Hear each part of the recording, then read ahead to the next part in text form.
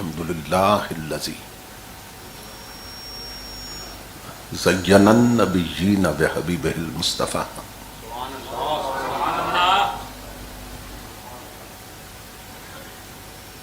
ومن علی المؤمنین بنبیہ المجتبیٰ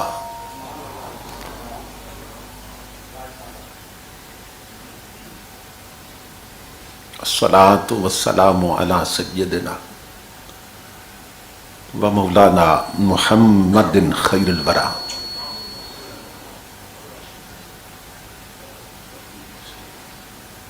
وعلى آلہ واصحابہ المتأدبین بالتقوی.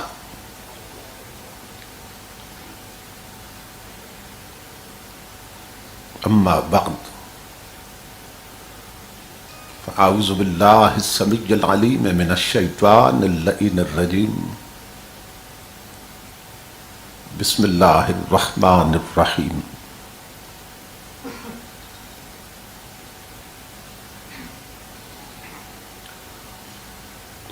ومن اعرض عن ذکری فإن له معیشة ضنکا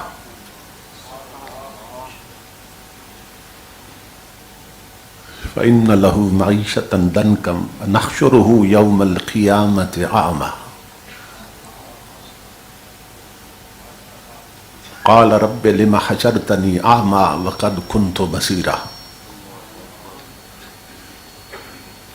قال كذلك اتتك آیاتنا فنسیتها وكذلك اليوم تنسى. صدق اللہ مولانا العظیم. ان اللہ وملائکتہ یصلون علی النبی یا ایہا الذین آمنوا صلوا علیہ وسلموا تسلیما.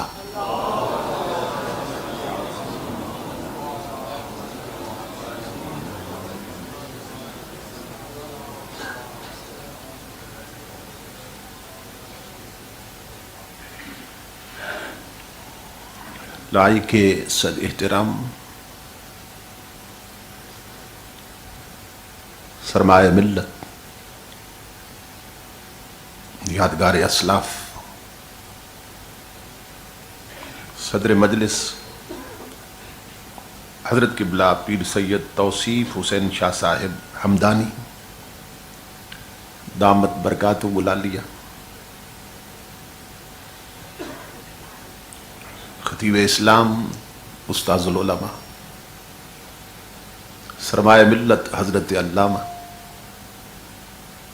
ابو ذر خان صاحب دامت برکاتہم القدسیہ، مجاہد ملت خطیب اسلام مخلصی فی اللہ حضرت علامہ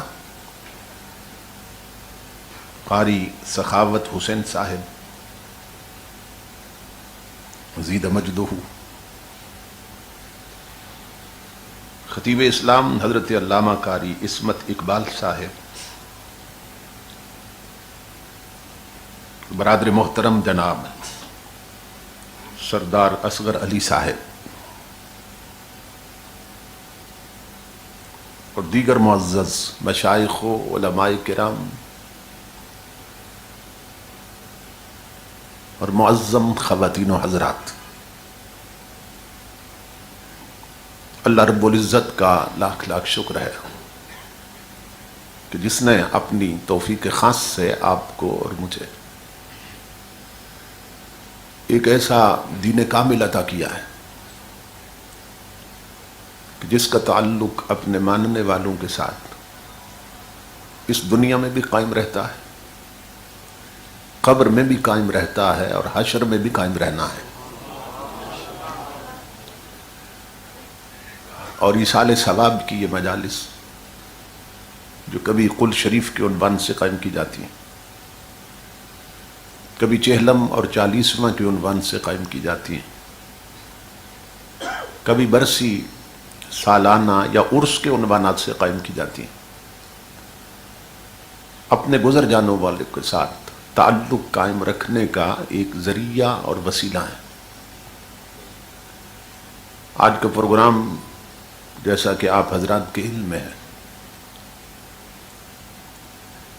کہ خطیب اسلام برادر عزیز محب و مشفق حضرت علامہ قاری محمد شفاقت صاحب کی خالہ محترمہ مرحومہ کے ایصال ثواب کے لیے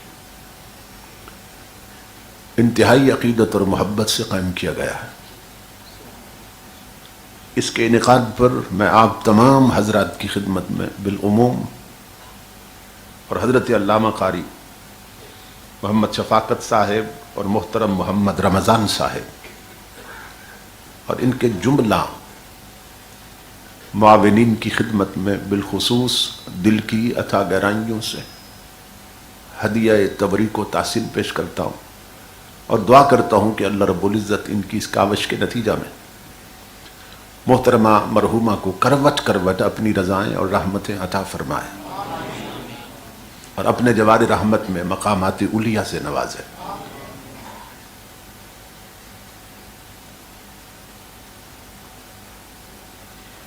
نبی اکرم صلی اللہ تعالی علیہ وآلہ وسلم کا ارشاد گرامی ہے،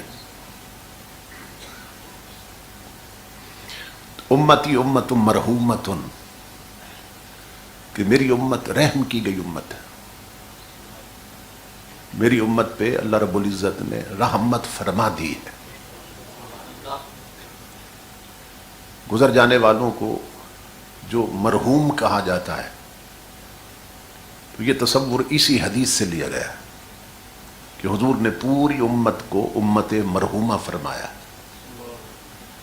امتی امت مرحومت، کہ میری امت رحم کی گئی امت۔ اصحاب رسول نے سوال کیا، یا رسول اللہ صلی اللہ علیہ وسلم اس سے مراد کیا ہے، یعنی کس طرح اللہ نے آپ کی امت پہ رحمت فرما دی ہے؟ تو نبی اکرم صلی اللہ تعالی علیہ وآلہ وسلم نے جواب دیا، میری امت پہ اللہ نے اس طرح کرم فرما دیا ہے، تدخل قبورها بذنوبها وتخرج من قبورها ولا ذنوب علیها، کہ میری امت کے لوگ جب قبروں میں جائیں گے تو گناہ ساتھ ہوں گے، گناہ گار لوگ جب قبروں میں جائیں گے تو گناہ ساتھ ہوں گے، لیکن قیامت کے دن جب قبروں سے اٹھیں گے تو گناہ معاف ہوں گے۔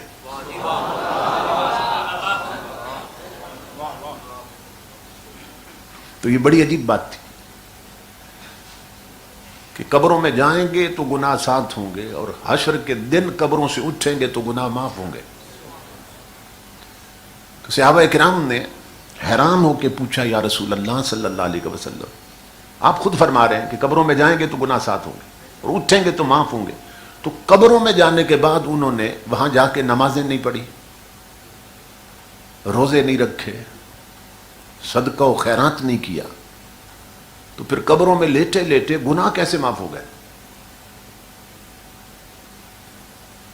اب سننا توجہ سے، نبی اکرم صلی اللہ تعالی علیہ وآلہ وسلم نے جواب دیا کہ گھر پیچھے وہ فوت شدگان اپنے بھائی نہیں چھوڑائے تھے، بیٹے نہیں چھوڑائے تھے، ماں باپ فوت ہوئے تھے تو اولاد نہیں چھوڑائے تھے، اپنی برادری اور اپنے دوست نہیں چھوڑائے تھے، تو وہ جب نماز کے آخر میں عرض کرتے تھے ربنا اغفر لی ولوالدی وللمؤمنین، مولا مجھے بھی بخش دے، میرے ماں باپ کو بخش دے اور سب مومنوں کو بخش دے۔ امام الانبیاء نے فرمایا کہ وہ دعا مانگتے تھے نا پچھلے کہ سب مومنوں کو بخش دے، تو پچھلوں کی دعاؤں سے اگلوں کے گناہ معاف ہوتے رہیں۔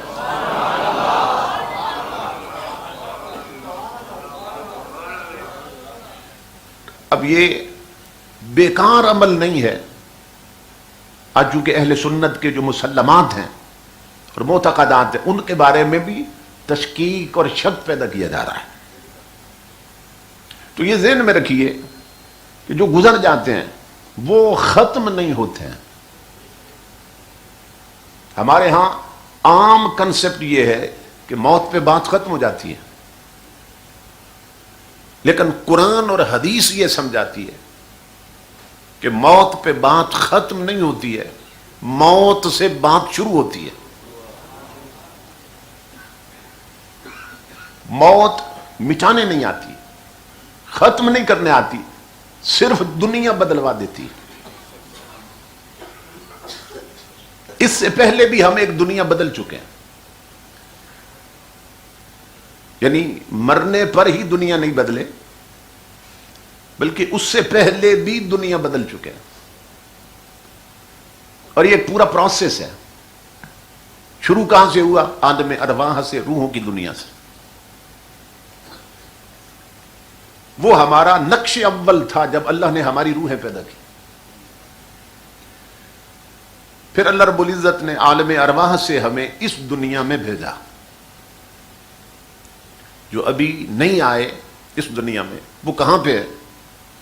وہ عالم ارواح میں ہے، روحوں کی دنیا میں۔ تو وہاں سے نکلے تو اس دنیا میں پہنچے۔ اس دنیا میں جس میں اس وقت ہم موجود ہیں، اس کو عالم شہادت کہتے ہیں۔ پھر اس دنیا سے نکلنا اگلی دنیا کی طرف، اس کا عالم برزخ کہتے ہیں، قبر کی زندگی، اس کو برزخی زندگی کہتے ہیں۔ اور پھر وہ جو اگلی زندگی ہے، اگلی دنیا ہے، قبر کی زندگی اور قبر کا عالم، اس میں بھی ہمیشہ نہیں رہنا ہے، جیسے یہاں ہمیشہ نہیں رہنا ہے۔ پھر اس دنیا سے نکل کر اگلی دنیا میں جانا ہے، جس کو عالم آخرت کہتے ہیں یا عالم قیامت کہتے ہیں، اور اس کا ایک دن 50,000 سال کا ہونا ہے۔ اور یہاں کا دن کتنا ہے؟ اس کے مقابلے میں بہت چھوٹا، نہ ہونے کے برابر، اور وہ 50,000 سال کا دن ہے۔ تو اتنی بڑی دنیا جس کا ایک دن 50,000 سال کا ہے، پھر اس نے بھی ختم ہونا ہے، اور اس دنیا سے نکل کر پھر ہم نے اگلی دنیا میں جانا ہے، یا عالم جنت میں یا عالم دوزخ میں۔ تو ایک پورا پروسیس ہے جو میں نے آپ کو بتا دیا۔ چلے کہاں سے؟ عالم ارواح سے۔ اب کہاں ہے؟ عالم دنیا میں یا عالم شہادت میں۔ مر کے کہاں جانا ہے؟ عالم برزخ میں۔ وہاں سے کہاں؟ عالم قیامت میں۔ وہاں سے کہاں؟ عالم جنت میں یا عالم دوزخ میں۔ یہ قرآن و سنت کا نچوڑ ہے، پورا میں نے سلسلہ بتا دیا۔ چلنا کہاں سے ہے، پہنچنا کہاں پہ ہے۔ کوئی مائی کا لال مجھے سمجھا دے ان مرحلوں میں سے کس مرحلے میں ہم دنیا تو بدلتے رہے، مٹے کہاں پہ ہیں؟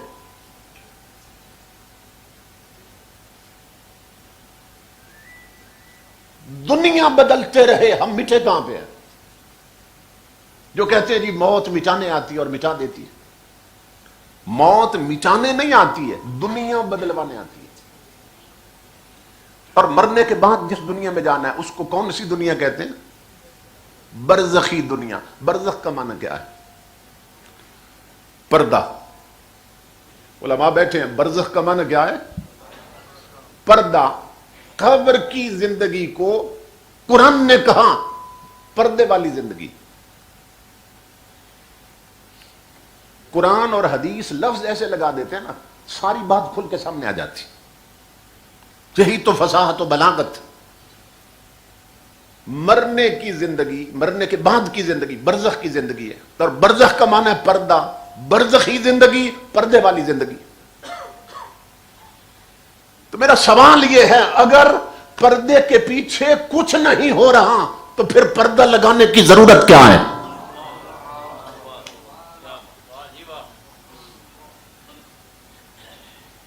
وہ برزخی زندگی ہے نا، پردے والی زندگی ہے۔ تو اگر پیچھے کچھ نہیں ہو رہا اس کے پردے کے پیچھے، تو پھر آگے پردہ کیوں تان رکھا ہے؟ پھر پردہ لگانے کی ضرورت کیا ہے؟ اگر موت مٹا دیتی ہے، قبروں میں کچھ نہیں ہے، پھر پردہ کیوں تان رکھا ہے؟ یہ برزخ کا لفظ بتا رہا ہے، پیچھے سب کچھ ہو رہا ہے۔ تو موت مٹانے نہیں آتی ہے، دنیا بدلوانے آتی۔ اس دنیا میں ہم کیسے پہنچے ہیں؟ بذریعہ ولادت پہنچے ہیں۔ اور اس سے اگلی دنیا میں کیسے جانا ہے؟ بذریعہ موت جانا ہے۔ بس اتنی سی بات تھی۔ یہ راستہ ہے اگلی دنیا میں نکلنے کے لیے۔ جیسے حضور نے فرمایا، الموت جسر یوصل الحبیب الی الحبیب۔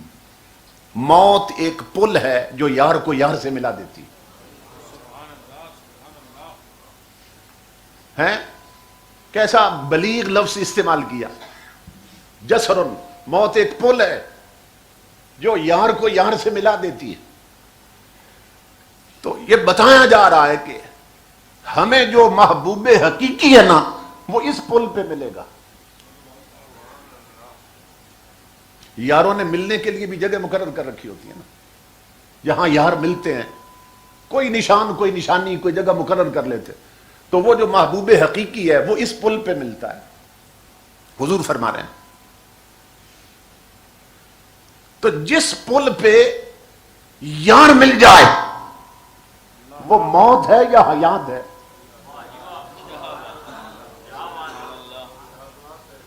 یہ توجہ طلب بات بھائی، جسے پا کر محبوب مل جائے وہ موت ہے یا حیات؟ ہمارے لیے تو یہ ایک تنبیہ کی بات ہے نا کہ موت کا وقت مقرر ہے، بدلتا نہیں ہے، اس لیے اپنی تیاری پوری رکھو. ہمیں تو اس سے ڈر لگتا ہے جب آئے گی تو نہ گھڑی آگے ہوگی نہ پیچھے ہوگی، لیکن اسی آیت کو پڑھ کے نا لا یستاخرون ساعۃ ولا یستقدمون، ولی خوشی سے جھومنے لگتے، اللہ کے عاشق خوشی سے جھومنے لگتے. کیوں؟ اس میں محبوب نے پیغام دیا ہے. موت اس سے ملاقات کا وقت، موت پل ہے جہاں یار ملنا ہے. تو ولی جھومتے ہیں، وہ کہتے ہیں یار خبر دے رہا ہے کہ میں ملاقات کا ٹائم دے کے ٹائم یاروں کے لیے بدلتا نہیں ہوں. ہم جو ملاقات کا ٹائم دیتے ہیں نا وہ ٹائم بدلتے نہیں ہیں، جو ٹائم دیتے ہیں اسی پہ یاروں کو ملتے ہیں. اس لیے موت کا وقت مقرر ہے کیونکہ یہ ملاقات ہے اللہ اور اس کے محبوب کے ساتھ. لیکن کس کے لیے ملاقات؟ حضور نے فرمایا تحفۃ المؤمن الموت، موت تحفہ ہے مگر کس کے لیے؟ مومن کے لیے. مومن کے لیے جو اللہ کے سچے بندے ہیں اور حضور کے سچے غلام، ان کے لیے موت تحفہ ہے. پھر بڑا بلیغ لفظ استعمال کیا حضور نے، تحفہ، تحفۃ المؤمن الموت، مومن کے لیے موت تحفہ ہے. حدیث پاک کا مطالعہ کرنے سے یہ بات واضح ہوتی ہے کہ جب اللہ رب العزت اس دنیا سے نکالتا ہے نا اپنے بندے کو، تو قبر تک پہنچنے سے پہلے تو اسے دو تحفے دیتا ہے. ایک موت تحفہ کے طور پہ اس کو دیتا ہے، اور دوسرا تحفہ کیا دیتا ہے؟ امام الانبیاء فرماتے ہیں ان یغفر لجمیع من اتبع جنازتہ. اللہ فرماتا ہے میرے بندے، میرے ولی، میرے پیارے محبوب کے سچے غلام، ایک ہے موت تحفہ تیرے لیے، اور دوسرا تحفہ یہ ہے جتنے لوگ تیرے جنازے کے پیچھے چلے میں نے سب کی بخشت کر دی ہے. یہ میں حدیث پڑھ رہا ہوں، ان یغفر لجمیع من اتبع جنازتہ، جس نے تیرے جنازے کی پیروی کی یعنی پیچھے چلا اس کی میں نے بخشش کر دی. یہ دوسری خوشخبری اور تحفہ دیا جاتا ہے اس کو جو حضور کا غلام فوت ہوتا ہے. تو اب ایمان سے بتائیں کہ جس کی خاطر پیچھے چلنے والے بخشے گئے تو جس کی خاطر ہوا اس کا مقام کیا ہوگا؟ تو یہ میٹھا نہیں ہے، میٹھا نہیں ہے، اس نے صرف دنیا بدلی. حضرت نظام الدین دہلوی کا جنازہ جا رہا تھا نا، تو ہجوم تھا پیچھے بہت بڑا. تو حضرت امیر خسرو تھے اور ایک اور دیوانہ، اس نے آواز دی اے تماشا گاہے عالم روئے تو کجا بہرے تماشا می روی. آواز دی عاشق نے کہ وہ ہستی جسے دنیا دیکھنے آتی تھی تو نہا دھو کے کس کو دیکھنے جا رہا ہے؟ دیوانے نے آواز دی، عاشق نے آواز دی، مرید نے آواز دی، اے وہ ہستی. حضرت نظام الدین دہلوی کا جنازہ جا رہا تھا،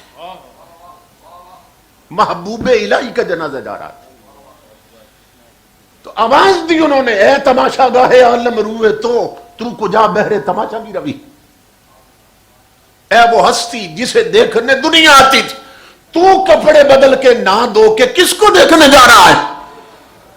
تو مریضان دیوبند کے حکیم الامت مولانا اشرف علی تھانوی نے بھی لکھا ہے کہ آپ کا کفن سے ہاتھ باہر نکل آیا اور شہادت کی انگلی اٹھا کے اوپر اشارہ کرنے لگے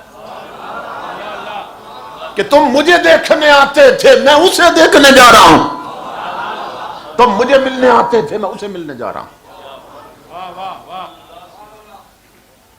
یہ وہ لوگ ہیں جن کے لیے موت تحفہ بنتی ہے، لیکن کون؟ جو حضور کے غلام ہیں، جو مومن ہیں، جو اللہ کے سچے بندے۔ ورنہ جو الفاظ میں نے تلاوت کی ہے ان میں اللہ رب العزت نے نقشہ کھینچا ہے کہ جو اس کے نہیں بن کے جیتے، اس کے محبوب کے غلام نہیں بنتے نا، فرمایا ان کے ساتھ ہم کیا کرتے ہیں۔ لفظوں پہ غور کریں، فرمایا وَمَنْ أَعْرَضَ عَنْ ذِكْرِي فَإِنَّ لَهُ مَعِيشَةً ضَنْكَ، جو ہمارے ذکر سے منہ پھیر لیتے ہیں۔ ذکر سے مراد شریعت ہے، قرآن ہے، قانون اسلام۔ اِنَّا نَحْنُ نَزَّلْنَا الذِّكْرَ وَإِنَّا لَهُ لَحَافِظُونَ، تو ذکر سے مراد ہے قرآن۔ تو جزاک اللہ، اللہ رب العزت فرما رہا ہے کہ جو زندگی گزارتے ہیں شریعت کی طرف پشت کر کے، ماں بہن بیٹیاں بھی سنیں، جو شریعت کی نہیں مانتی ہیں، من مانی کرتی ہیں، جو رب رسول کے چاہے پہ نہیں چلتی، اپنے من کے چاہے پہ چلتی ہیں، تو اللہ فرماتا ہے ہم ان کی زندگانی تنگ کر دیتے ہیں۔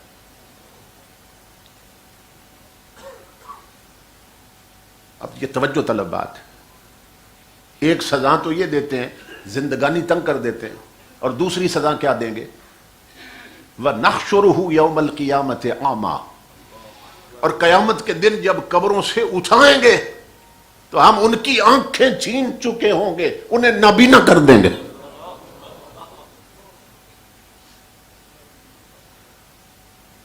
دو سزائیں دیں گے، ایک تو زندگانی تنگ کر دیتے ہیں اور دوسرا قبروں سے اندھا کر کے اٹھائیں گے۔ یہ آگے چل کے عرض کرتا ہوں، ہم میں سے کتنے ہوں گے جو قیامت کو اندھے اٹھیں گے، آنکھیں ہی نہیں ہوں گی، قرآن بتا رہا ہے۔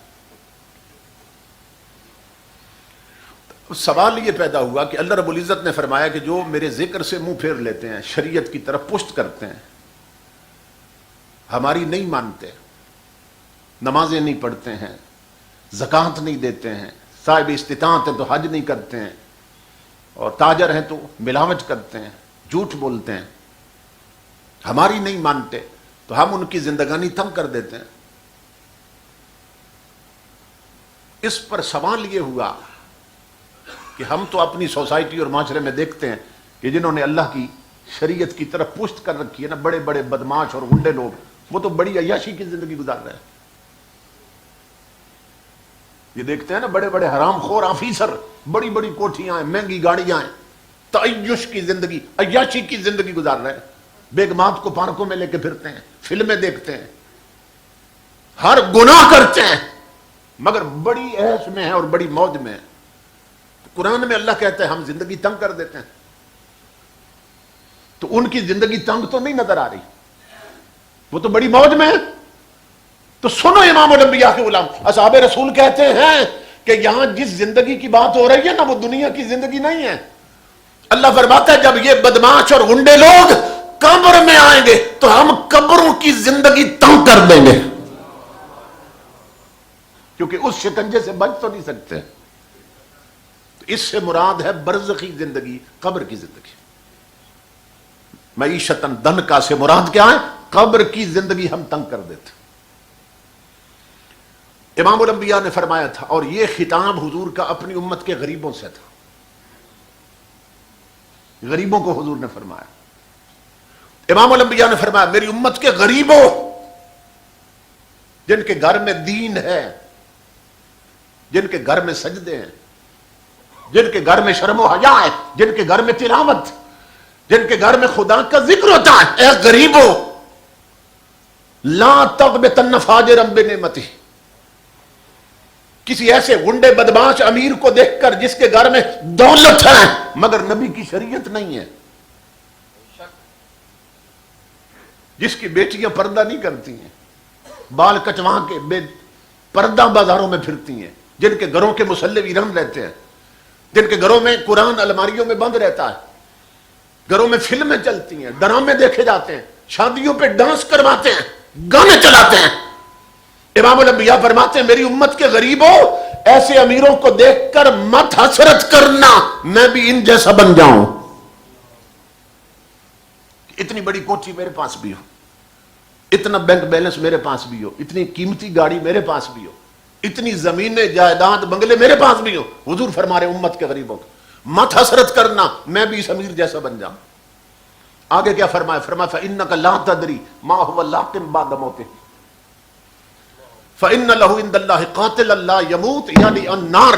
امام الانبیاء فرماتے ہیں میری امت کے غریب، تو نے اس بدماش کی بڑی کوٹھی دیکھی ہے، تنگ قبر نہیں دیکھ سکے گا تو اس کی۔ تو نے اس کے بنگلے اور کوٹھی کے قیمتی فانوس دیکھے ہیں، تو قبر کا اندھیرا نہیں دیکھ سکے گا اس کے۔ اے میری امت کے غریب، تجھے نہیں معلوم اس بدماش کا قبر میں آنے کے بعد کیا حشر ہونے والا ہے، اس کے ساتھ کیا بیتنے والی ہے۔ اس لیے مت حسرت کرنا کہ میں بھی اس جیسا بن جاؤں۔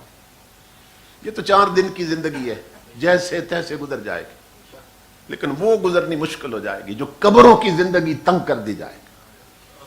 اس میں مراد یہ ہے کہ ہم قبر کی زندگی تنگ کر دیتے، اور کیسے تنگ کرتے ہیں؟ حضرت عامر بن مسلم ایک بزرگ گزرے، امام الانبیاء کے غلاموں طبقات میں ہے کہ وہ فرماتے ہیں کہ میرے دل میں نا اللہ نے یہ خیال ڈال دیا کہ ہمارے محلے میں جو گورکن ہے قبریں کھودنے والا، اس کی پوری زندگی گزری ہے قبرستان میں، تو میں اس سے پوچھوں تو صحیح کہ کبھی قبرستان میں کوئی عجیب چیز بھی دیکھی ہے؟ یہ خیال آیا تو میں اٹھ کے اس کے گھر چلا گیا، تو میں نے اس سے پوچھ لیا،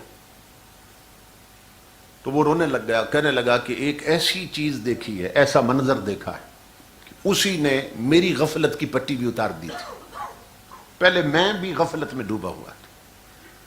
میں نے کہا کیا دیکھا ہے؟ کہنے لگا میرا پیشہ ہے کہ میں 2 3 4 قبریں نا تیار کر کے بیٹھ جاتا ہوں، پھر جن کا کوئی فوت ہو جائے وہ آ کے نا وہ قبر مجھ سے خرید لیتے ہیں، اس کی مزدوری مجھے دے دیتے ہیں، اسی پر میری گزر اوقات ہو رہی ہے۔ تو اسی طرح میرا سلسلہ چل رہا تھا، تو وہ کہتا ہے ایک دن میں نے 2 قبریں تیار کر لی تھیں اور تیسری قبر کھودنے لگا، تو جو ہی قبر میں نے کھودنا شروع کی نا اس قبر سے مجھے تپش آنے لگ گئی، گرمی آنے لگ گئی، سیک آنے لگا قبر سے، جیسے آگ سے تپش آتی۔ میں بڑا حیران ہوا۔ اس کے کنارے پہ ایک جھاڑی تھی، اوپر میں نے نا کپڑا ڈال کے نا چھتری سی بنا لی، سایہ سا بنا لیا کہ جیسے بھی ہے اس قبر کو بھی مکمل کرنا ہے، تیار کرنی۔ میں پسینے میں بھیگ گیا، تپش آ رہی تھی اس سے، وہ قبر بھی میں نے تیار کر لی۔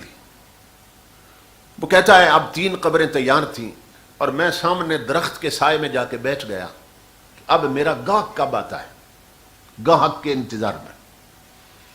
وہ کہتا ہے عمر بن مسلم اللہ کی عزت کی قسم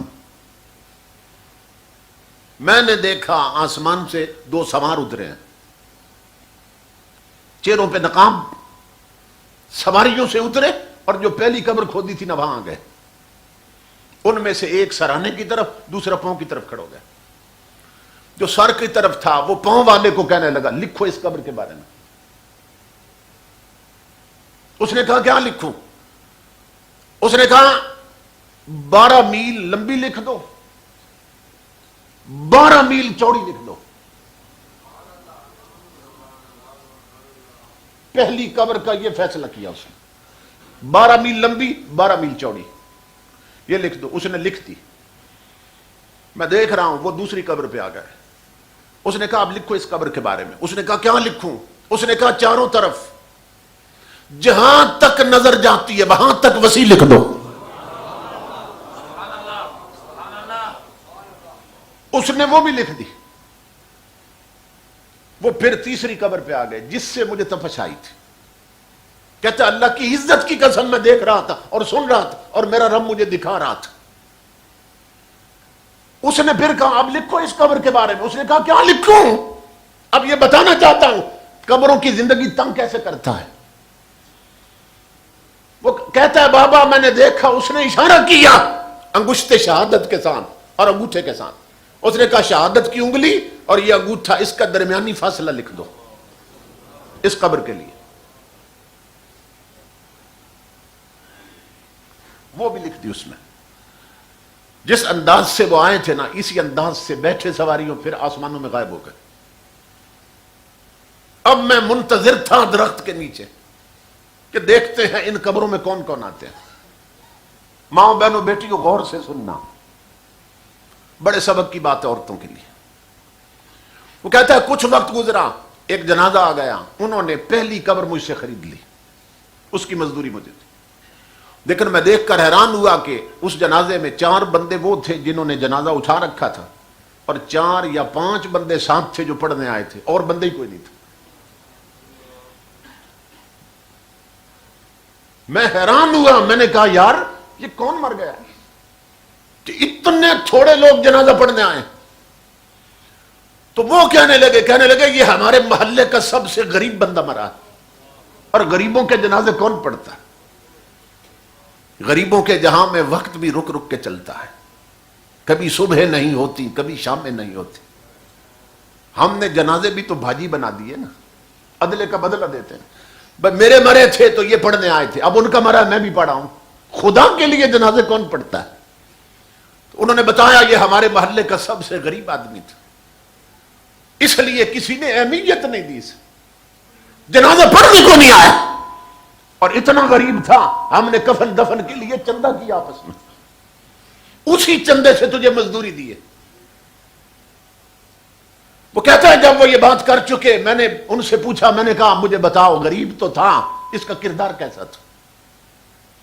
تو ایک ساتھی کہنے لگا, اس نے کہا سن اللہ کی عزت کی قسم اس کے پاس دولت کی کمی تھی مگر سجدوں کا غریب نہیں تھا, یہ تلاوت کا غریب نہیں تھا, یہ درود کا غریب نہیں تھا, یہ گلیوں میں چلتے بھی نبی پہ درود پڑھتا رہتا تھا, 5 وقت مسجد میں ہوتا تھا.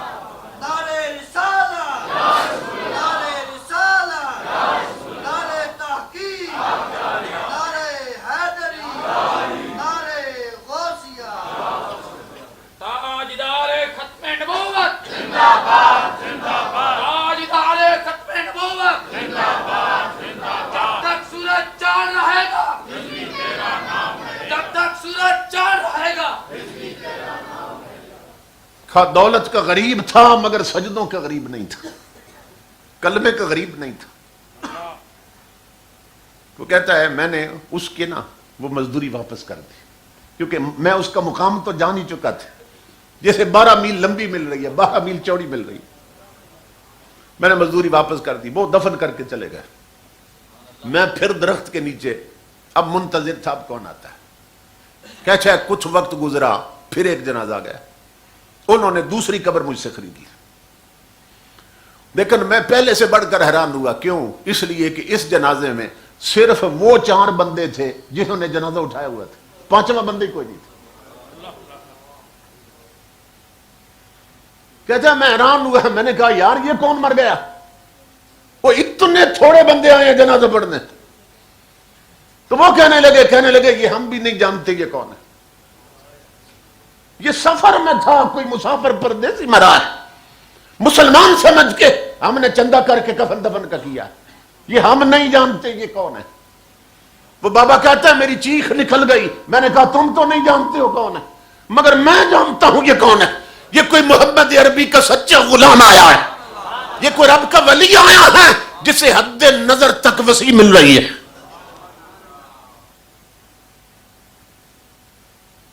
اس کی مزدوری بھی واپس کر دی, وہ آئے اور دفن کر کے چلے گئے. وہ کہتا ہے اب میں درخت کے نیچے بے قرار تھا کہ اب اس میں کون آتا ہے, اب اس میں کون آتا ہے. تیسری قبر میں کہتے ہیں کچھ وقت گزرا, ایک جنازہ آ گیا, اس جنازے کے پیچھے تمام قسم کے لوگ تھے, بھیڑ تھی جنازے میں. جنازے پر ویلوٹ کی چادر پڑی تھی, اوپر مخمل کی چادر پڑی تھی, اور اوپر پھول رکھے ہوئے تھے. انہوں نے آ کر تیسری قبر مجھ سے خرید لی. میں حیران ہوا, اتنے لوگ ہیں جنازے میں اور تیسری قبر مجھ سے خریدی ہے. تو میں نے ایک بندے سے پوچھا, میں نے کہا یار یہ کون مر گیا؟ تو وہ کہنے لگے یہ ایک امیر آدمی کی بیگم مر گئی. اللہ اللہ ماں بہنوں بیٹیوں سنو عورت کی بات. کہا ایک امیر آدمی کی بیوی مر گئی. میں نے کہا بتاؤ ان کے گھر کا ماحول کیسا تھا؟ اس نے بتایا ان کے گھر میں دولت تو تھی, نبی کی شریعت نہ تھی. پیسے کی کثرت نے انہیں رب رسول کا باغی بنا دیا تھا. یہ بے پردہ بن سمر کر بازاروں میں پھرتی تھی اور بے پردہ سہیلیاں اس نے بنا رکھی تھی. نمازوں کے وقت بھی اس کے بنگلے کے مسلح ویران رہتے تھے. ان کے گھر کی الماری سے قرآن کبھی پڑھنے کے لیے نہیں نکلا. یہ غافل لوگ تھے. وہ کہتا ہے عمر بن مسلم قبر کھودنے والا کہتا ہے بس یہ منظر دیکھا میری آنکھوں سے بھی پٹی اتر گئی اور مجھے یہ بات سمجھ آ گئی کہ دنیا میں جو کچھ بھی ہو لیکن یہاں قبروں کے نیچے, زمین کے نیچے, قبروں کے اندر یہاں عہدے نہیں چلتے, یہاں ذات نہیں چلتی, یہاں دولت نہیں چلتی, یہاں صرف کملی والے کی غلامی چلتی ہے, یہاں صرف حضور کی نوکری چلتی ہے. اس ٹکٹکی سے اب بچ نہیں سکتا. اس لیے میری ماں بہنوں بیٹیوں, ٹی وی پر ڈرامے نہ چھوڑ کر نمازیں چھوڑنے والی ہو, فلمیں نہ چھوڑ کر سجدے چھوڑنے والی ہو, ڈرو کہیں یہ فیصلہ نہ کر دیا جائے. اڈوں اور ہوٹلوں پر تاش کھیلتے ہوئے اور حقے پیتے ہوئے نمازیں چھوڑنے والے بوڑھو, ڈرو تمہاری قبروں کے یہ فیصلے نہ کر دیے جائیں. رومانٹک ناول پڑھنے والی اور ٹچ موبائلوں پہ فلمیں دیکھنے والی بیٹیوں, ڈرو اس وقت سے تمہارے یہ فیصلے نہ کر دیے جائیں. دودھ میں پانی ملانے والوں اور حرام خور افسروں اور تاجر جو بددیانت ہیں, ملاوٹ کرنے والے تاجروں, ڈرو اس وقت سے کہیں تمہارے لیے یہ فیصلے نہ کر دیے جائیں, کیونکہ ہماری میجارٹی ان فیصلوں کی مستحق ہو چکی. اللہ رب العزت فرماتا ہے میں ان کی قبروں کی زندگی تنگ کر دیتا ہوں, کیونکہ یہاں تو سب نے آنا ہے. لیکن کون ہے جو اس طرف توجہ کرتا ہے؟ منبر پہ حضور نے فرمایا تھا, اور 15 صدیاں پہلے منبر پر حضور نے اپنی ایک حسرت بیان کی تھی. یہ 15ویں صدی ہے. 1500 سال پہلے منبر پر حضور نے اپنی ایک حسرت بیان کی تھی اور فرمایا تھا کوئی ہے جو میری یہ حسرت پوری کر دے.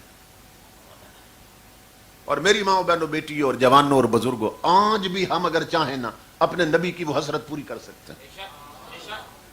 آسان ہے, مشکل بھی کوئی نہیں. امام الانبیاء سورہ ملک کے فضائل بیان کر رہے تھے, سورہ ملک کے فضائل بیان فرما رہے تھے. یہ سورت ہے, 2 رکوع ہیں اور 30 آیتیں ہیں اس کی, ٹوٹل 30 آیتیں ہیں. چھوٹی سی سورت, کوئی اتنی بڑی نہیں ہے. امام الانبیاء منبر پہ فرمانے لگے احبو, یہ میری حسرت ہے, یہ میری طلب ہے, یہ میں چاہتا ہوں ان تکون هذه سورت فی قلب کل رجل وامرأۃ من امتی. امام الانبیاء نے فرمایا میری حسرت ہے میرے امتیوں کہ یہ جو سورہ ملک ہے نا میرے ہر امتی کے سینے میں چلی جائے. یعنی ہر کوئی اسے زبانی یاد کر لے, یہ میری حسرت. حضور نے فرمایا قربان جائیں حضور کے صحابیوں پر, صحابیات پر. تو جو راوی اس حدیث کے ہیں نا وہ کہتے ہیں اس دن مدینہ میں نہ کوئی مرد بچا تھا نہ کوئی عورت بچی تھی, نہ کوئی آزاد بچا تھا نہ کوئی غلام بچا تھا, سب نے یہ صورت یاد کر لی تھی کہ جب آقا کی حسرت ہے تو آج ہی یاد کرتے ہیں. مدینہ کے ہر فرد کو سورہ ملک زبانی یاد تھی,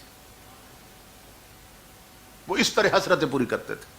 تو اس کے ٹوٹل 2 رکوع ہیں اور 30 آیتیں ہیں. اب ہمارے رکشے چلانے والے جو دن بھر اوپر گانے چلاتے ہیں, سزوکیوں کے ڈرائیور دن بھر اوپر گانے چلاتے ہیں, اسی طرح ہوٹلوں والے دن بھر گانے سنتے اور چلاتے ہیں. بسوں میں صرف گانے نہیں ہیں, LCDs لگی ہیں, فلمیں چل رہی ہیں. ٹچ موبائلوں میں جوان لڑکے لڑکیاں فلمیں دیکھتے ہیں, ڈرامے دیکھتے ہیں. اگر وہ ساری چیزیں ڈیلیٹ کر دیں اور ہر کوئی سورہ ملک سننے لگ جائے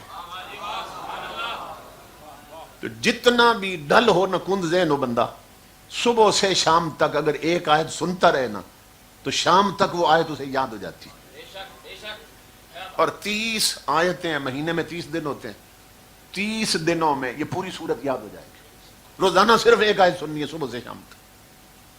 تو رکشوں پہ اگر یہ چلیں، سزوکیوں میں چلیں، ہوٹلوں پہ چلیں، گھروں میں چلیں، ٹچ موبائلوں میں سنیں. جن کو اللہ نے کاریں دی ہیں وہ باقی سیڈیاں چور کر دیں، آگ لگا دیں انہیں، اور صرف تلاوت سنیں قرآن کی. سورہ ملک سنیں، سن کر بھی نا قرآن دل پہ نقش ہو جاتا. یہ قرآن کا اعجاز، اور حضور کی حسرت پوری ہو جائے گی. اور پھر امام الانبیاء کے غلاموں، جو بندہ یہ سورت پڑھتا ہے نا اسے ملتا کیا ہے؟ یہ سنیے غور سے. تمہارے میرے نبی خبر دیتے ہیں جب وہ بندہ قبر میں چلا جاتا ہے اور مٹی ڈال کے لوگ پلٹ آتے ہیں نا، تو پھر آپ جانتے ہیں کہ فرشتے آتے ہیں امتحان لینے. 3 سوال کرتے ہیں: من ربک وما دینک وما کنت تقول فی حق ھذا الرجل الذی بعث فیکم. یہ سوال کرتے ہیں. تو تمہارے میرے نبی فرماتے ہیں سوال والے فرشتے بعد میں آتے ہیں، سورہ ملک پہلے پہنچ جاتی. 30 آیتیں ہیں صرف، اور 2 رکوع ہیں، اور 1 مہینے میں یاد کرنی ہے، کوئی مشکل نہیں. تو امام الانبیاء کے فرماتے ہیں سورہ ملک پہنچ جاتی، اور کرتی کیا ہے؟ اس پوری قبر کو نا اپنے نورانی پروں کے گھیرے میں ڈھانپ لیتی، نورانی پروں میں ڈھانپ لیتی. فرشتے آتے ہیں امتحان لینے کے لیے اس قبر کی طرف، اور انہیں راستہ ہی نہیں ملتا اندر جانے کا. حدیث پاک میں امام الانبیاء کے غلاموں، اس کے زندگی بھر کے گناہوں کا عذاب بھی تیار ہوتا ہے. وہ آتا ہے قبر کی طرف، اندر جانے کا راستہ ہی کوئی نہیں.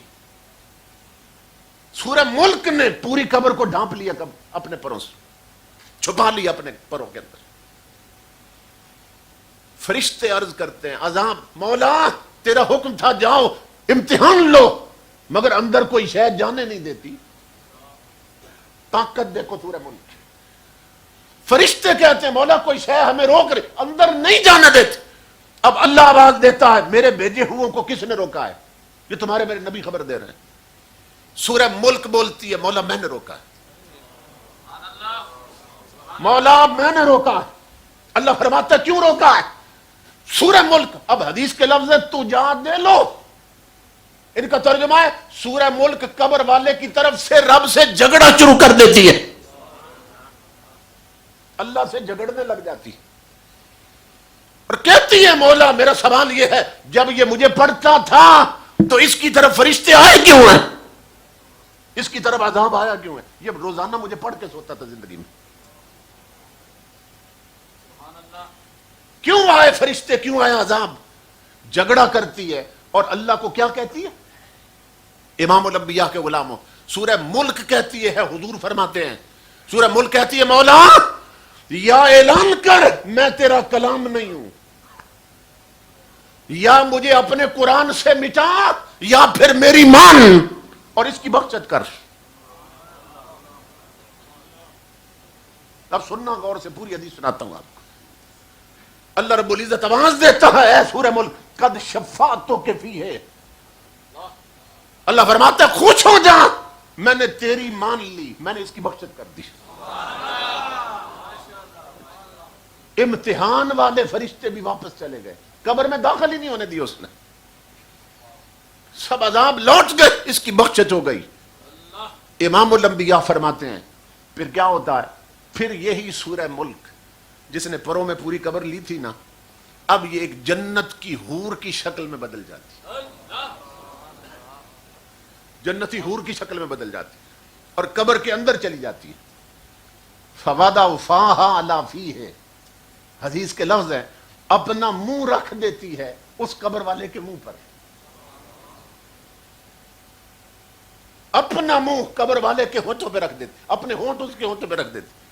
اور تمہارے میرے نبی فرماتے ہیں اس کے ہونٹ چومتی ہے، بوسے دیتی ہے، اور کیا کہتی ہے؟ کہتی ہے مرحباً بہذا الفم فربما تلانی، کہتی ہے میں اس منہ کے قربان جاؤں جس نے کئی بار دنیا میں میری تلاوت کی ہے. اس منہ کو چومتی ہے قبر میں. ہمیں کیا دیتے ہیں؟ عقیدہ کیا دیتے ہیں بعض بدبخت لوگ؟ قبروں والے تو مٹ گئے، ختم ہو گئے، مٹی ہو گئے، اور معلوم ہی نہیں اندر کیا ہو رہا ہے. سورہ ملک حور بن کے اس کے منہ کو چوم رہی ہے، اس کے ہونٹوں پہ بوسے دے رہی ہے، اور کہتی ہے میں صدقے جاؤں اس منہ پر جس نے کئی بار زندگی میں میری تلاوت کی ہے. اور امام الانبیاء کے غلاموں، بات یہاں ختم نہیں ہوتی ہے. امام الانبیاء فرماتے ہیں جب منہ چوم کر ہٹتی ہے نا، پھر سینہ چومنے لگ جاتی ہے، اور کیا کہتی ہے؟ مرحباً بہذا الصدر فربما وعانی. کہتی ہے میں اس سینے کے قربان جاؤں جس نے زندگی میں مجھے پڑھ پڑھ کر یہاں محفوظ کر لیا تھا، یہاں سینے میں محفوظ کر لیا، یعنی زبانی یاد کر لیا تھا، مجھے پڑھ پڑھ کے سن سن کے یاد کر لی. میں اس سینے کے قربان جاؤں. قربان جائیں میرے مولا تیری رحمتوں کی. بات یہاں ختم نہیں ہوتی ہے. تمہارے میرے نبی فرماتے ہیں پھر چومتی چومتی نہ پورے جسم کو، پھر اس کے پاؤں پہ آتی ہے اور اس کے دونوں پاؤں چومتی ہے. وہ حور دونوں پاؤں چومتی ہے اور کیا کہتی ہے؟ مرحباً بہاتین القدمین بہاتین القدمین فربما قامتا بی. کہتی ہے میں ان پاؤں کے قربان جاؤں جن پہ کھڑے ہو کر دنیا میں کئی بار اس نے میری تلاوت کی ہے.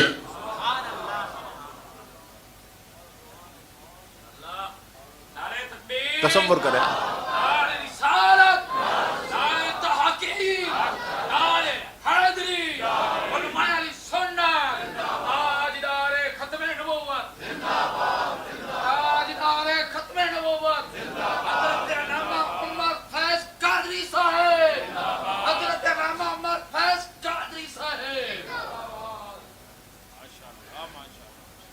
سمجھ رہے ہیں؟ اب جو صرف سورہ ملک پڑھتا ہے اس کو اتنی عزت دی جا رہی ہے، تو جو پورا قرآن پڑھتا ہے زندگی بھر اس کا مقام کیا بنے گا؟ آپ تصور کریں. تو 2 رکوع ہیں اور 30 آیتیں ہیں ٹوٹل اس کی. روزانہ ایک آیت بھی یاد کریں، مہینے میں سورت یاد ہو جائے گی اور حضور کی حسرت پوری ہو جائے گی. تو ماؤں بہنوں بیٹیوں کو اس طرف آنا چاہیے، قرآن یاد کریں، قرآن سنیں، قرآن پڑھا کریں، لیکن اس طرف توجہ نہیں دیتی. اور صوفیاء کا ٹوٹکا سن لیں، فقیروں کے ٹوٹکے.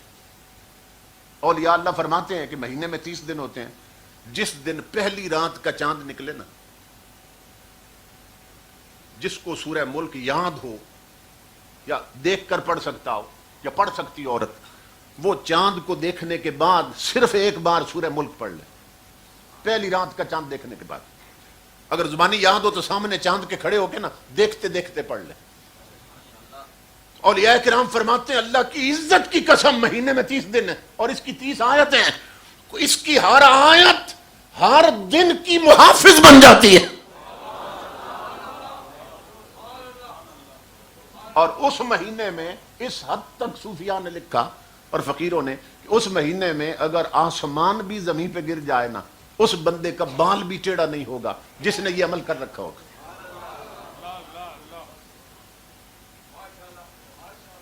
کتنی طاقت. تو اگر یہ بھی نہ کر سکیں تو پھر افسوس ہے ہماری زندگی پر. اللہ رب العزت فرماتا ہے کہ میں پھر ان کی قبروں کی زندگی تنگ کر دیتا ہوں. تو قبروں میں یہ حشر ہوتا ہے، اور اگر حضور کے بن جائیں تو پھر یہ عزتیں ملتی ہیں، پھر قبروں میں یہ حال ہوتا ہے. پھر امام الانبیاء کے غلام اللہ فرماتا ہے وَنَحْشُرُهُ يَوْمَ الْقِيَامَةِ أَعْمَى.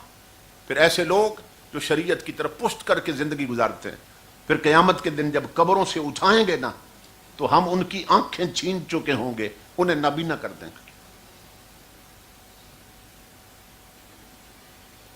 تو یہ آیت بتا رہی ہے ہم میں سے بہت سے لوگ قیامت کے دن اندھے ہوں گے، آنکھیں نہیں ہوں گی، اس لیے کہ ہماری میجارٹی زندگی شریعت کے خلاف گزار رہی ہے. گھروں کے مصلے دیکھ لیں، نمازوں کے وقت بھی ویران رہتے ہیں، ہر جگہ پہ بھیڑ ہے، رش ہے. اگر خالی ہے تو خدا کے گھر خالی ہیں. مسجدیں ہر محلے میں بنی ہوئی ہیں اور بڑی بڑی خوبصورت مسجدیں بنا دی. اس کی بھی حضور نے خبر دی تھی. ایک حدیث ہے جس میں قرب قیامت کی 72 علامتیں حضور نے بیان کی ہیں، اور اس میں سے ایک علامت یہ بھی ہے حضور صلی اللہ علیہ وسلم نے فرمایا وَسُوِّرَتِ الْمَسَاجِدِ، اور دوسری علامت حضور نے فرمائی وَحُلِّيَتِ الْمَصَاحِفِ، اور تیسری علامت وَطُوِّلَتِ الْمَنَائِرِ۔ قربان جائیں حضور کے علم پر۔ امام الانبیاء فرماتے ہیں میری امت پہ وقت آئے گا، یہ قرب قیامت کی نشانیوں میں سے ہے، فرمایا مسجدیں بڑی سجا دی جائیں گی مگر نمازی نہیں ہوں گے۔ ہر محلے کی مسجد سجی ہوئی ہے، پیسہ آ گیا لوگوں کے پاس، کوئی ٹائلوں کا ذمہ لیتا ہے، کوئی ڈیکوریشن کروانے کا ذمہ لیتا ہے، محراب میرے، کوئی کہتا ہے مینار میں بنواؤں گا۔ اس پر بھی حضور نے فرمایا وَطُوِّلَتِ الْمَنَائِرِ، مینارے بڑے اونچے کر دیے جائیں گے مسجدوں کے، مگر اخلاق اتنے ہی نیچے ہو جائیں گے۔ مینارے اونچے ہوں گے، بندے اتنے ہی چھوٹے ہو جائیں گے اپنے امر اور کردار میں۔ مسجدیں سجا دی جائیں گی مگر نمازی کوئی نہیں ہوگا۔ اب دیکھ لیں اس محلے کے ارد گرد آبادی دیکھ لیں اور 5 وقت مسجد کے نمازی دیکھ لیں کتنے ہیں۔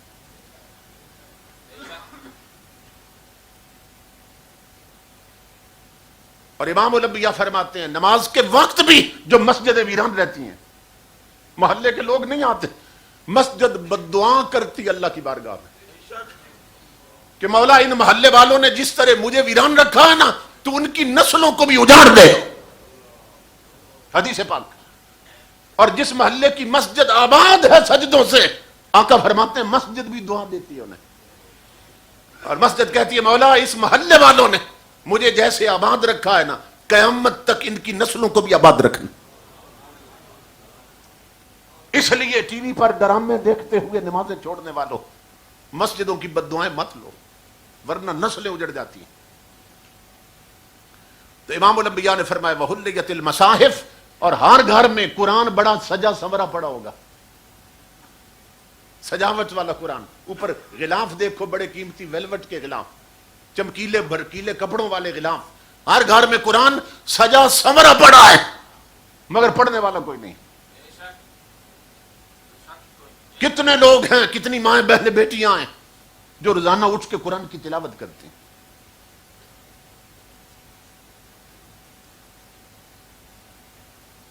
اللہ رب العزت فرماتا ہے قیامت کے دن میں آنکھیں چھین لوں گا، اور جب میں نابینا کر کے اٹھاؤں گا نا قبروں سے، تو ہر کوئی چیخ رہا ہوگا، اور قال، اور ہر کوئی کہے گا رب لما حشرتنی اعما وقد کنت بصیرا۔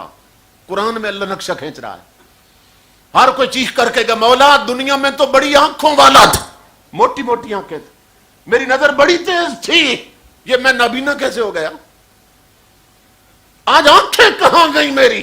اللہ فرماتا ہے میں جواب دوں گا قال کذالک اتتک آیاتنا فنسیتہا وکذالک اليوم تنسی۔ اللہ فرماتا ہے میں جواب دوں گا بدبخت یاد کر، آنکھیں تو دی تھی میں نے، بڑی موٹی آنکھیں تھی، بڑی تیز نظر تھی، مر گئی ان آنکھوں کے ساتھ، تو ٹی وی دیکھ لیتا تھا، فلمیں اور ڈرامے دیکھ لیتا تھا، بد نظری کرتا تھا، اور ہر شے دیکھتا تھا، نہیں دیکھتا تھا تو میرے مصطفیٰ کا قرآن نہیں دیکھتا تھا۔ تو جو آنکھیں قرآن پر نہ کھلی وہ آج اس لائق نہ تھی کہ انہیں سلامت چھوڑ دیا جائے، اس لیے ہم نے وہ آنکھیں ہی ختم کر دی۔ اندھے لوگ جہنم میں پھینک دیے جائیں گے، آنکھیں نہیں ہوں گی۔ عارف کھڑی فرماتے ہیں میں انا تے تلکن رستہ، تو کیوں کر رہے سنبھالا؟ پھر راستے بھی وہ اتنے کچھن، عصر کا میدان، اور تاریکیوں پہ تاریکیاں، پھر آنکھیں بھی نہیں ہیں، میں انا تے تلکن رستہ۔ امام الانبیاء کے غلاموں کیسے بچیں گے؟ اس سے پہلے شریعت والی آنکھیں تیار کر لو، مصطفیٰ کی شریعت والے کان تیار کر لو، یعنی وہ آنکھیں جو صرف اسے دیکھیں جس کو دیکھنے کی اجازت، وہ کان صرف وہ آواز سنے جس کے سننے کی اجازت، ہاتھ صرف اسے ٹچ کریں جسے چھونے کی اجازت، پاؤں صرف وہاں چل کے جائیں جہاں چل کے جانے کی اجازت، دل و دماغ صرف وہ سوچے جس کے تصور اور سوچنے کی اجازت دی ہے۔ لیکن ہمارے کان غلط سن رہے ہیں، ہاتھ غلط پکڑ رہے ہیں، قدم غلط راہوں پہ چل رہے ہیں، دل و دماغ غلط سوچ رہے ہیں۔ اور اس دور کا سب سے بڑا فتنہ جو ہے وہ یہ موبائل ہے، الیکٹرانک میڈیا، پرنٹ میڈیا اور سوشل میڈیا۔ یہ 3 قسم کا جو میڈیا ہے نا، اس نے پوری امت کو برباد کر دیا، اور اس کی بھی حضور نے خبر دی، سنیے غور سے۔ امام الانبیاء نے فرمایا ستکون فتن، میری امت میں بہت فتنے پیدا ہو جائیں گے، بہت خرابیاں اور گناہ پیدا ہو جائیں گے، اور ان فتنوں کے ماحول میں یہ دور ہے فتنوں کا جس میں ہم ہیں، حضور فرماتے ہیں اس میں بچے گا کون، بہتر کون ہوگا؟ فرمایا القائد فیہا خیر من القائم، اور والقائم فیہا خیر من الماشی، والماشی فیہا خیر من السائی۔ امام الانبیاء فرماتے ہیں ان فتنوں اور بے حیائی کے دور میں حضور فرماتے ہیں جو گھر کہیں چھپ کے بیٹھا ہوگا نا وہ کھڑے ہونے والے سے بہتر ہوگا۔ ترتیب سننا جو حضور نے بیان کی، جو کہیں بیٹھ جائے گا بچنے کے لیے وہ کھڑے ہونے والے سے بہتر ہوگا، جو کھڑا ہوگا وہ چلنے والے سے بہتر ہوگا۔ اور امام الانبیاء فرماتے ہیں جو چل رہا ہوگا وہ دوڑنے والے سے بہتر ہوگا، یعنی جو جتنا ان فتنوں سے دور رہے گا وہ اتنا بہتر ہوگا۔ اور امام الانبیاء نے یہ بڑی خبر دی، یہ مقام ہے، فرمایا من تشرف لہا تستشرفہ، فرمایا وہ ایسے فتنے ہوں گے جس نے دور سے بھی جھانکنے کی کوشش کی نا، دور سے کہ چلو دیکھ لوں ہے کیا، امام الانبیاء فرماتے جس نے ان فتنوں میں جھانکنے کی کوشش کی آقا فرماتے ہیں وہ بھی مبتلا ہو جائے گا، وہ بھی نہیں بچ پائے گا۔ آج کئی بوڑھی عورتیں ہیں، بوڑھے بوڑھے لوگ کہتے ہیں جی ہم ٹی وی پر نہ صرف خبریں سنتے ہیں، ہم نے نہ کبھی فلم دیکھی ہے نہ کبھی ڈرامہ دیکھا ہے، ہم تو صرف خبریں سنتے ہیں، تو وہ جو خبریں سنا رہی ہے وہ کیا لگتی ہے؟ جس کے سر پر تو کیا گلے میں بھی دوپٹہ نہیں ہے، جو اپنی چھاتیاں دکھا رہی ہے بد نصیب، یہ اس نبی کی امت کی بیٹی ہے جو گھر میں مصلی پر اونچی آواز میں نبی کا قرآن نہیں پڑھ سکتی، آدھا ننگا جسم لے کر کروڑوں لوگوں کو دکھا رہی ہے، اور بابا جی بھی دیکھ رہے اور بوڑھی عورت بھی دیکھ رہے، کہتی ہے میں فلمیں نہیں دیکھتی، میں تو صرف خبریں سنتی ہوں۔ تو یہ خبریں سننا یہ جائز؟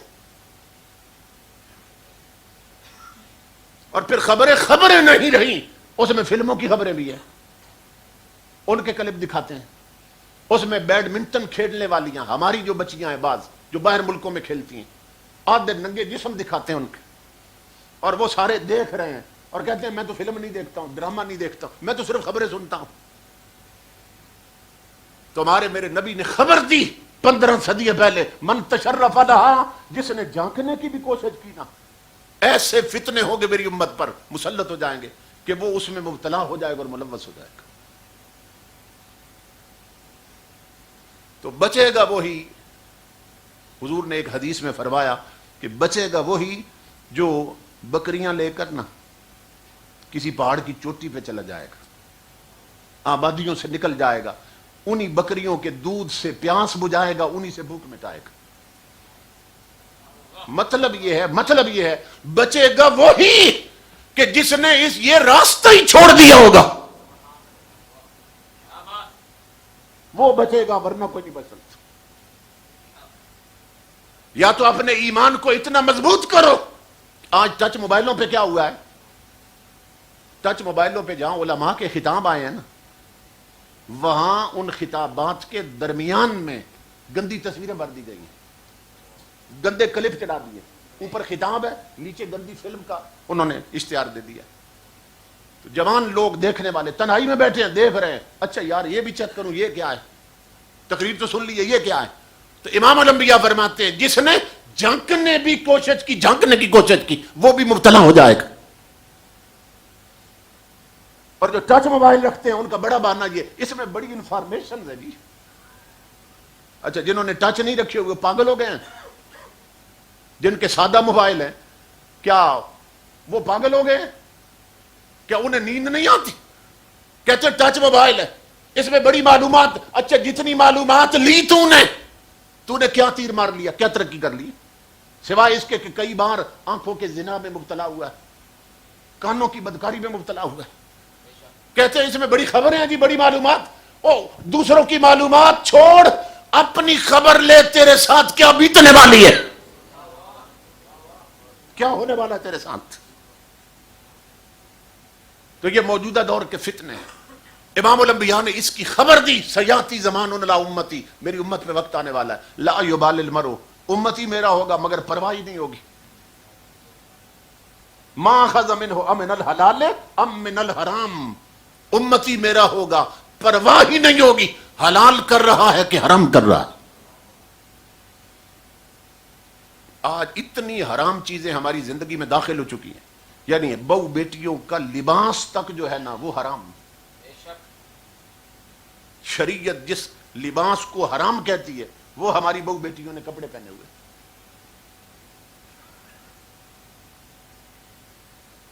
اتنے فتنے. اور اس پر حضور صلی اللہ علیہ وسلم نے فرمایا کہ میری امت کی بہو بیٹیوں پر وقت آئے گا کپڑے پہن کر بھی ننگی ہوں گی. یہ حدیث پاک کیا فرمایا؟ کپڑے اتار کے ننگی ہوں گی؟ نہیں، کپڑے پہن کر بھی ننگی ہوں گی. یعنی اپنی سوچ کے مطابق وہ کہیں گی ہم نے کپڑے پہنے ہیں، مگر نبی کی شریعت کے مطابق وہ کپڑے نہیں ہیں، وہ ننگی ہے. کیونکہ لباس کے لیے شریعت نے جو ضابطے بتائے ہیں وہ ضابطے اس لباس میں نہیں ہیں. وہ لباس ان ضابطوں کو پورا نہیں کرتا. 3 قسم کا لباس جو پہنتی ہیں وہ ننگی ہیں شریعت کی نظر میں. یہ سمجھ لے، جو ٹائٹ لباس پہنتی ہیں، تنگ لباس، جو پتلا کپڑا پہنتی ہیں جس سے اندر جسم نظر آتا ہے، جو شارٹ ڈریس پہنتی ہیں یعنی بازو ہاف بازو، آدھے ننگے ہیں آدھے بازو ہیں، بین نہیں ہے، گریبان کھلا ہے، نیک لائنیں نظر آ رہی ہیں، چانک اونچے ہیں کہ پیٹ اور نیفے نظر آ رہے ہیں، شلواریں اونچی ہیں کہ پنڈلیاں نظر آ رہی ہیں، جو ساڑیاں اور شارٹ ڈریس پہنتی ہیں. 3 قسم کی عورتیں شریعت کی نظر میں ننگی ہیں، کپڑوں میں نہیں ہیں. تنگ کپڑے پہننے والی ہیں، پتلے کپڑے پہننے والی ہیں، مختصر کپڑے پہننے والی ہیں کہ آدھا جسم ننگا آدھے پہ کپڑے ہیں. تمہارے میرے نبی فرماتے ہیں بس قیامت آنے کی دیر اٹھا کر جہنم میں پھینک دی جائیں. وہ ان کی قبریں نہیں ہیں، تنور بنے ہوئے، تنور بھڑکے ہوئے ہیں جن میں اٹھا کر پھینک دی جائے. اور امام الانبیاء فرماتے ہیں کہ انہیں کیا معلوم کہ کیا ہونا ہے وہاں. فرمایا ان اہل النار لیبکون الدم. حضور فرماتے ہیں وہ جب آئیں گے جہنم کی آگ میں تو آنکھوں سے آنسو نہیں روئیں گے، خون روئیں گے، خون بہائیں گے آنکھوں سے. اور کتنا بہائیں گے؟ تمہارے میرے نبی نے فرمایا، آقا فرماتے ہیں لو اجریت السفن فی دموعہم لجرت، کہ اس خون میں اگر کشتیاں چلانا چاہو گے وہ بھی چل پڑیں گی. اس وقت اتنا روئیں گے. اس رونے سے بہتر ہے میری ماں بہنوں بیٹیوں آج فلمی ناگنوں کی کاپی چھوڑ دو، فاطمہ زہرا کے در کی کنیزیں بن جاؤ، حضرت عائشہ صدیقہ کی غلامیں بن جاؤ. تھوکو، ٹھوکر مار دو ہر اس لباس کو جو حضور کی شریعت کے خلاف. سادہ کپڑے پہنو، ڈھیلے ڈالے کھلے کپڑے پہنو، بڑی بڑی چادروں کی بکل میں آ جاؤ. یہ چادر کر کے گھر سے نکلو، پردے میں نکلو، پردے میں نکلو. آخری بات عرض کر رہا ہوں، قرآن پاک میں اللہ رب العزت نے نا سورہ کاف میں بھی فرمایا اور کئی مقامات پہ کہ ہم نے یہ جو بیٹے ہیں، یہ زمینیں ہیں، کھیت کھلیان ہیں، اللہ فرماتا ہے کہ یہ تمہاری دنیا کی زینت بنا دی. المال والبنون زینت الحیات الدنیا. بنون بیٹوں کو کہتے ہیں. اللہ فرماتا ہے تمہارے مال، جائیدادیں، بنگلے، کوٹھیاں اور زمینیں، اور تمہارے بیٹے میں نے دنیا کی زینت بنا دی ہیں. بندہ جا رہا ہو نا، 4 بیٹے جوان، 2 بیٹے جوان ساتھ چل رہے ہوں، اس کا ایک روب بڑھ جاتا ہے، ایک تمکنت ہوتی ہے، ایک وقار ہوتا ہے. اچھی سواری ہو، اچھا رہن سہن ہو، اس کا ایک وقار ہوتا ہے، ایک تمکنت ہوتی ہے. اللہ فرماتا ہے یہ بیٹے اور یہ جائیداد اور بنگلے کوٹھیاں ہم نے تمہاری دنیا کی زینت بنا دی ہیں، اس سے تم سج جاتے ہو.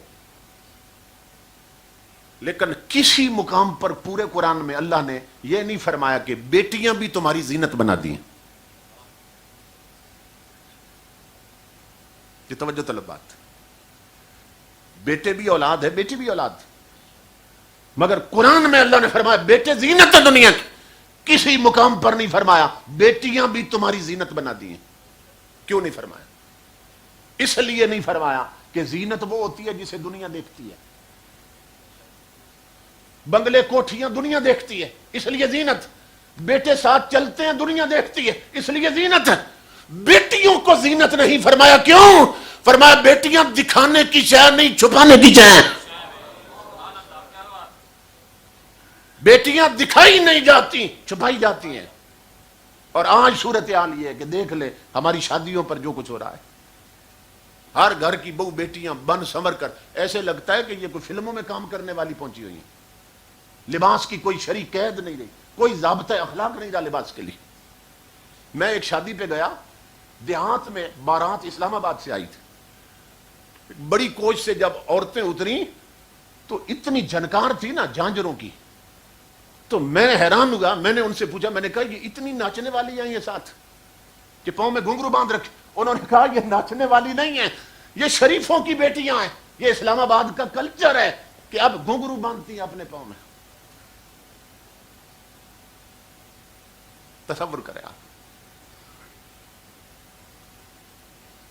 علامہ اقبال نے کہا تھا دل کے پھپھولے جل اٹھے سینے کے داغ سے, اس گھر کو آگ لگ گئی گھر کے چراغ سے. اس لیے میری ماں بہنوں بیٹیوں وقت ہے, ابھی صحت بھی ہے, ابھی عبادت کے لیے ٹائم بھی ہے, ابھی فراغت ہے. اس سے پہلے کہ لا علاج بیماری میں جکڑی جاؤ اور پھر سجدے نہ کر سکو, پھر تڑپو کہ تلاوت کا موقع ملے اور پھر موقع نہ ملے. آج ہی حضور کی شریعت کے سانچے میں ڈل جاؤ. گھروں کے مصلے ویران ہیں, انہیں آباد کرو. مسجدیں ویران ہیں, جوانوں اپنے قدموں کو مسجدوں کے راستے پہ چلنے کا عادی بناؤ. بزرگوں اپنا اکثر وقت یا مسجدوں میں گزارو. دیکھو نا, بچہ ہوتا ہے تو امید ہے ابھی لڑکا بنے گا, جوانوں کو امید ہے ابھی بڑھاپا آئے گا. اب بوڑھوں کو آگے کیا امید ہے؟ جوان ہونا ہے یا مرنا ہے؟ اب بڑھاپے کے بعد موت ہے, تو وہ وقت جو ہوٹلوں پہ گزارتے ہو, جو اڈوں پہ گزارتے ہو, خدا کے گھر میں گزارو نا,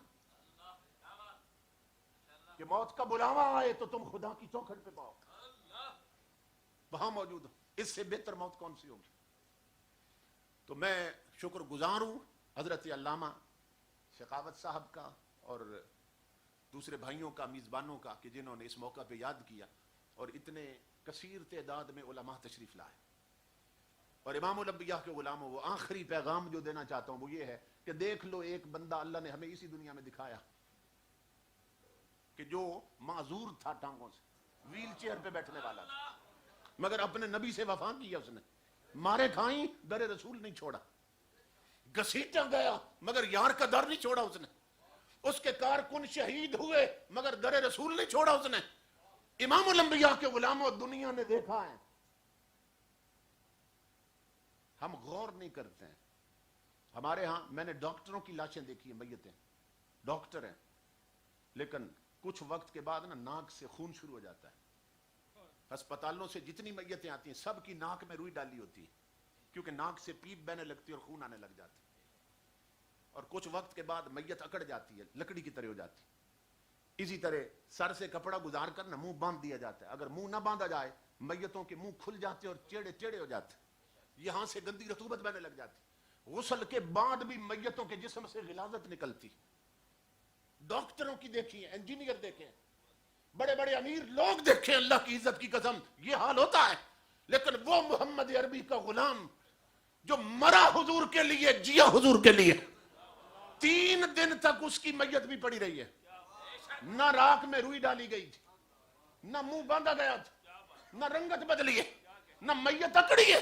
اور تیسرے دن جنازہ اٹھا, کروڑوں لوگوں نے دیکھا, آج بھی اس کا چہرہ گلاب اور موتیے کو شرما رہا تھا.